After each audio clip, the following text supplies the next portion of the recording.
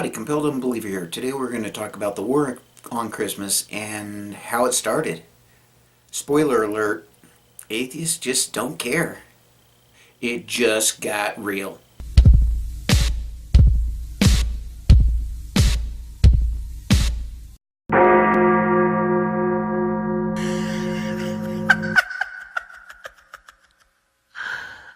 Oh, wow. It's almost certain, according to historians, that the origins of Christmas actually come from pagan holidays that were celebrated when the Catholic Church came to power and incorporated whatever holidays that the people had and Christianized them in order to eliminate them eventually. And it worked.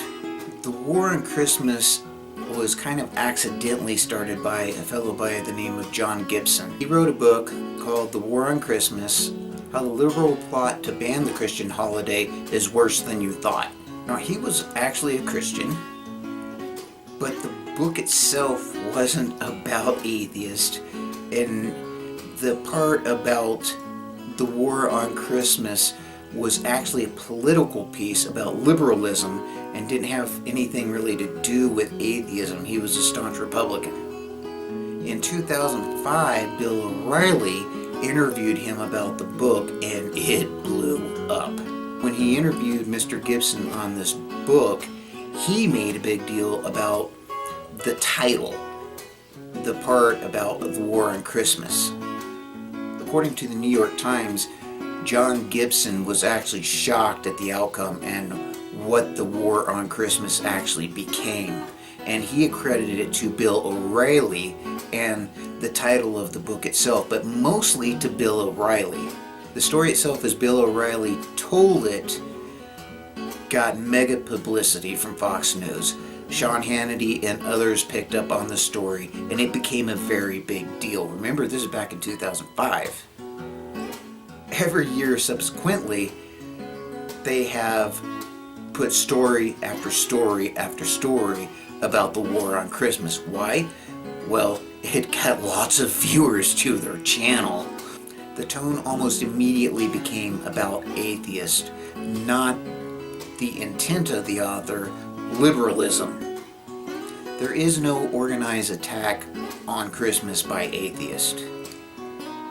I correspond with atheists all over the world every day, and it's mostly an American thing, and the only thing that I see are atheists making jokes about the war on Christmas because it simply doesn't exist.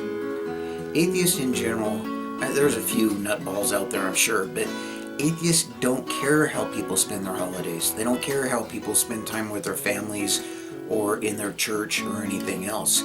The only thing that they are concerned about is that the government doesn't actually endorse one particular religion over another. In the United States, the main religion happens to be Christianity.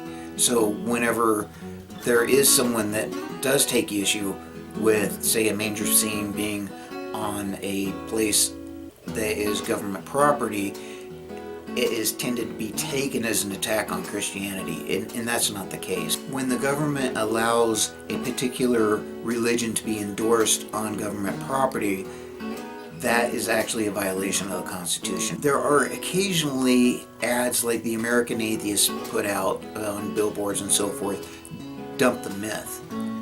Now, what's really important to understand about this is it's not an attack on Christmas or Christianity or Jesus or anything of the sort. What it is designed for specifically is to make people who are in the closet a little bit more comfortable with talking about atheism. It's to actually bring up the conversation, which oddly enough, that's exactly what Bill O'Reilly did. He probably did the biggest favor for atheism in general and normalizing the fact that there are atheists out there with his whole campaign of the war on Christmas. Because now people are talking about people that do not believe, as well as other religions. Now, the Christian argument for the war on Christmas tends to be that Christmas is being secularized and Jesus is being minimalized in the holiday itself. In general, atheists are actually getting the blame for this.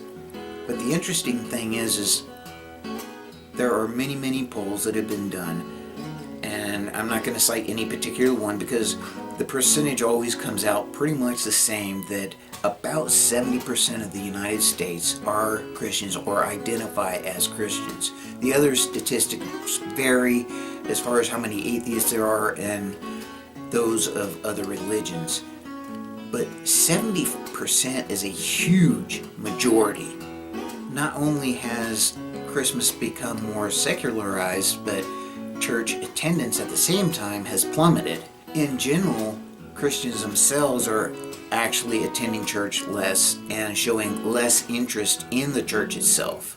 Celebration and holidays change as culture changes with time, and these holidays are celebrated in concordance with how the majority chooses to celebrate them. Again, 70% is definitely a very large majority, so how Christians celebrate the holidays has the most influence on how the holidays are perceived and celebrated.